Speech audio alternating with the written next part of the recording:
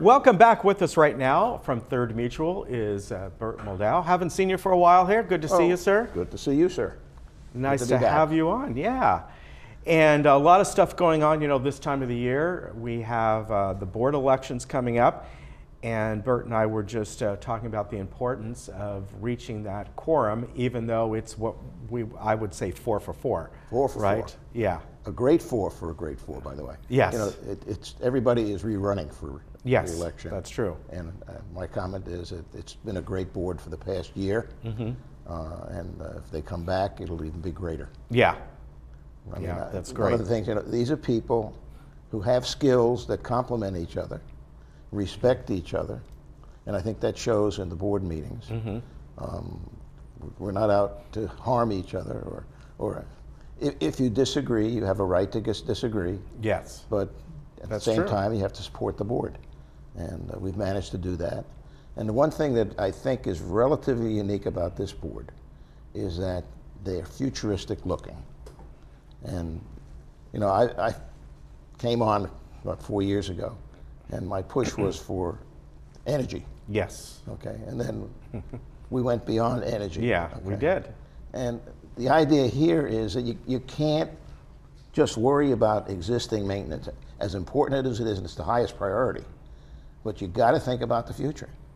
If this community is going to survive, if the values of property are going to be maintained or increase, okay, then you've got to consider what type of things you need to offer in the future.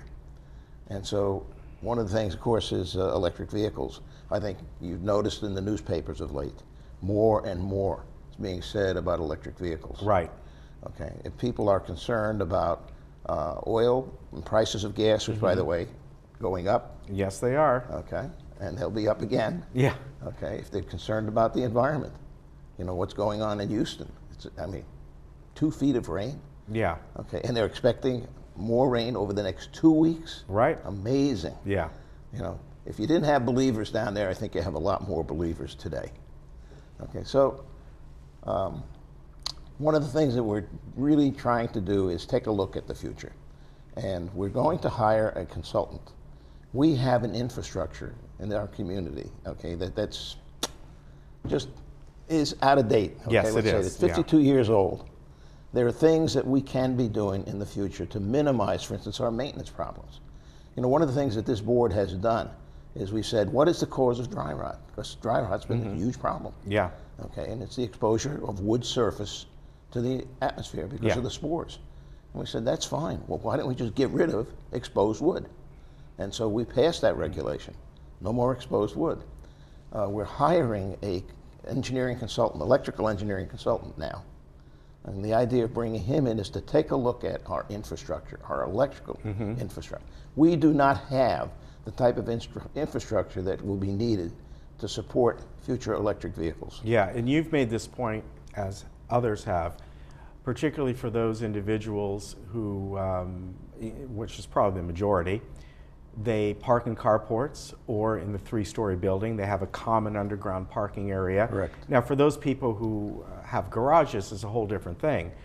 But as you move forward, hundreds and hundreds of folks who maybe would like to have the ease of parking in their own space, plugging in their car overnight, right now, it's a major undertaking. Well, let's put it this way, it's almost impossible. Yeah.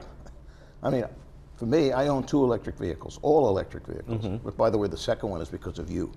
Because of me? Yeah. How did that happen? The TV show you had done where you went out and drove an electric vehicle. Oh, yes, yes. Yeah, well, I didn't get that car, but... Yeah. Okay, and so I have 2 all-electric vehicles. Okay. And I plug them in my garage, because I happen to have a garage. And the convenience is marvelous. Yeah. And the costs are marvelous. I have a Tesla that's costing me 5 cents a mile for the electricity. Wow. And the Volkswagen that I have is 3.5 cents a mile. That's So very good. Hey, just out of curiosity, since you have 2 electric vehicles, what differences have you seen in your electric bill? Have you noted, could you? Yes. Although, electricity has gone up in general, but can you see, okay, what I'm paying now plugging in 2 cars is costing me this much more a month as compared to... Just a plain electric, yes.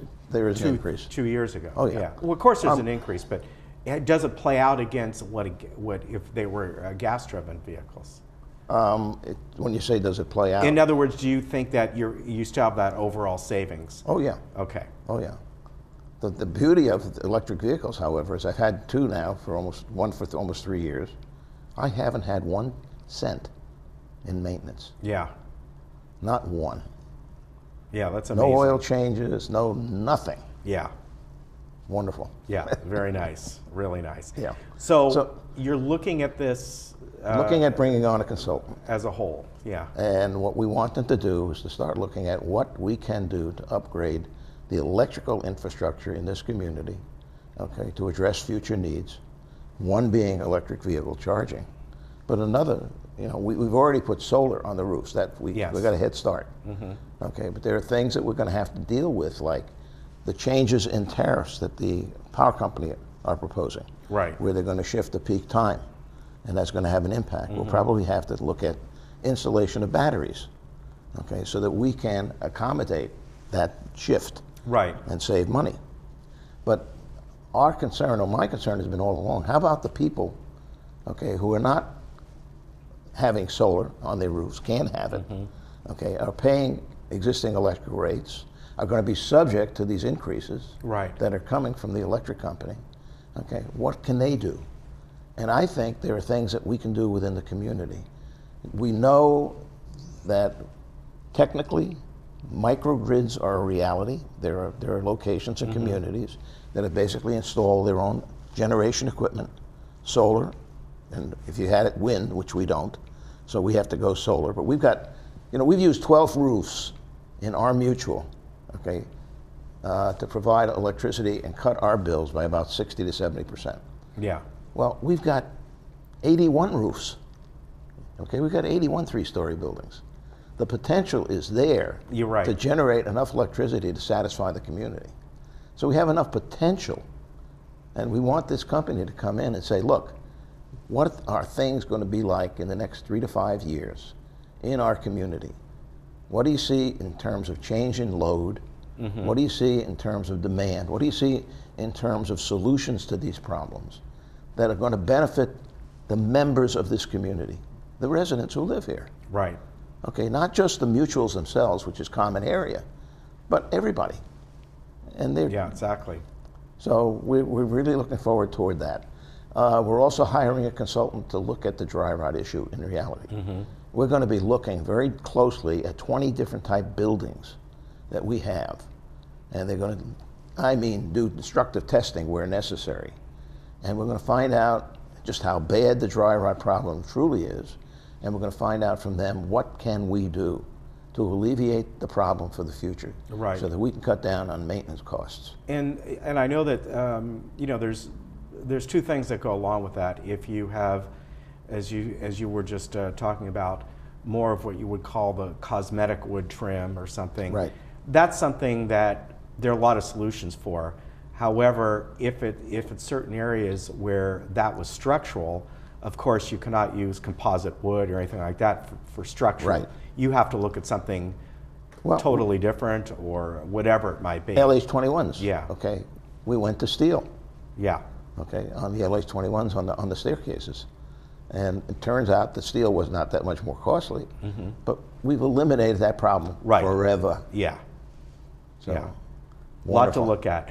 Also along, you're talking about energy and all the lighting and walkway lighting, street lighting. That's the other thing. When I first came to this community, okay, my comment was, why is it so dark at night?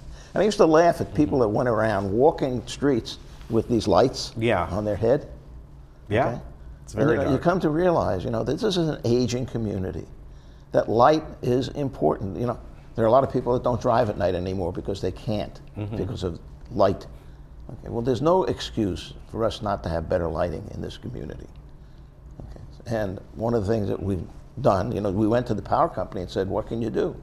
Oh, and they said, we can change out your bulbs for more money, even though they were going to save money. Yeah.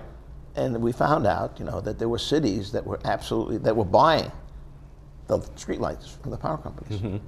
And as a matter of fact, there have been 50 cities that have availed themselves from this opportunity to buy their light poles. So we went to the power company and we said, we're not a city, but would you consider us as a city, given that we have a large number of light poles and we're a large community? And they agreed. And we are, and probably at the MNC meeting tomorrow, we are probably going to make a final recommendation to the board that we should be purchasing our light poles. And once we own them, we can now change them. We can put in arms on those lights to get the light projected further out into the street. Okay, we can put LED lights in, and that'll reduce the electrical costs and again enhance electricity.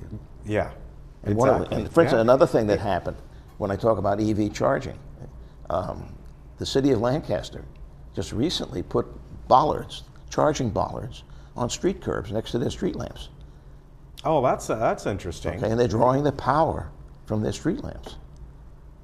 That's very interesting. Which is, it's nothing new, because I remember 2 years ago I was in Oslo, and all the cars in the street were lined up, plugged in to outlets. Wow. Charging their cars. So there's another great solution. Yes, it there is. as well. And of course, the cost of LEDs it's not even a factor anymore. No, it's way down. Yeah. And the energy savings are tremendous. Yeah, there is. So you're going to look at that, and I know part of that, what was the discussion, would be the maintenance on those street lights. Would it be an outside source to take care of those? We'll probably hire an outside source to take care of them. It might do a better job than SCE, by the way. Probably. And then from there, you can decide, this is how we want to change these lights. Once you own them, then those We are decisions going to do can be pilots. made. Okay. Okay, and actually, again, we're looking at bringing a consultant in. Okay. Furthermore, we're bringing a consultant in to look at our walkway lighting in gates 5, 6, in particular, the low lights. You know, it's ridiculous how low those fixtures are. They hardly project light on the walks. Okay, and one of the things I had seen at other communities is those similar lights, similar fixtures, but they're up about 3 feet. Yeah. So that they're projecting It's a total, that light. it makes a total difference. So that's one alternative that we would be looking at, but we're asking that consultant make recommendations to us. Okay. You know, and the beauty of all of this, by the way, is the fact that our new staff have just been marvelous. They have encouraged us to come along, you know, and in fact, they've come back with suggestions. So they've been really helpful. It's not in the past. In the past, we did not have a proactive management company, but we do today, and it's really great. All right, let's move on to resident bill reduction methodology, and a couple of things you have on here: aggregation and microgrid. So talk about that. There are companies that have wind and solar. Right. Okay, in California, that have a right to contract with the power company to use their grid to deliver energy. And we would have the right to actually go and sign a contract with them for generation of electricity at a lower rate than we pay the company, the electric company. Right. If you look at your electric bills, it actually has two parts. Okay, and one is the distribution, and the other is generation. So here's an opportunity, at least, to cut a piece of your energy bill down. I keep on getting emails, and I don't know who else might in the community, from a company called Arcadia. And they're offering that opportunity to contract with them. Okay, but that's got to be on an individual basis. Okay. But you know, there's really no reason why we could not consider becoming an aggregator ourselves. I pointed out that we're using 12 out of 81 roofs. Right. Well, here's an opportunity to perhaps put in our own solar, put in our own opportunity to take over that grid, or even don't have to take over the grid, contract with SCE to use their grid to deliver the energy, okay, and offer generation costs less than what SCE provides. So that's an opportunity. The microgrid is really something that's bigger.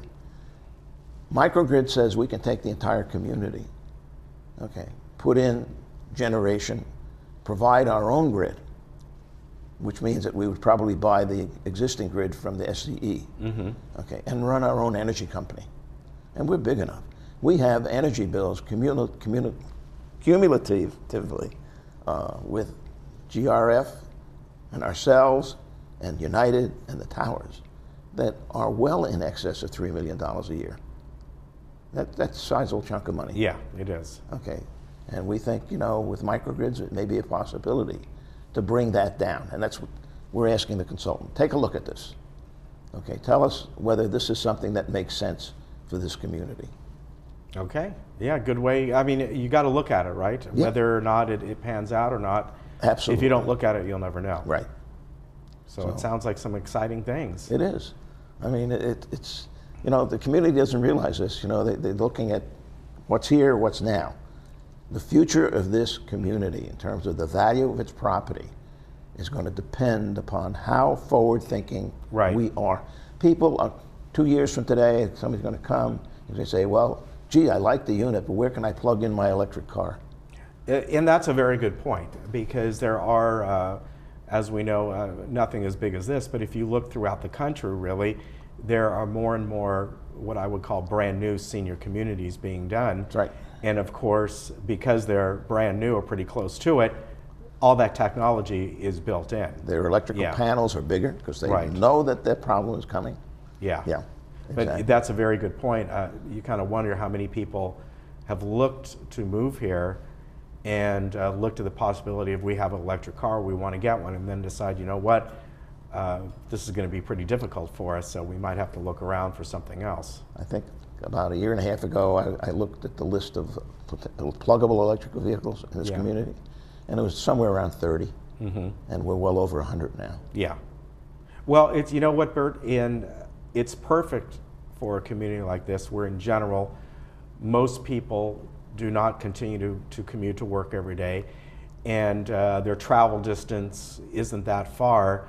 So to have an electric vehicle, of course, if you know, if they have something like a Tesla, or you know, there's several other vehicles now that have the 200 and 300 mile range on them, and but a lot have a much smaller range. But that's perfect for a lot of people here. My Volkswagen. Yeah. Okay, 86 miles. I charge it up once a week. In fact, I just unhooked it when I came over. Yeah.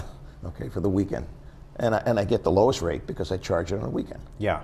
Okay, that's the off-peak periods. Tesla, I usually charge at night at 240 using my dryer outlet.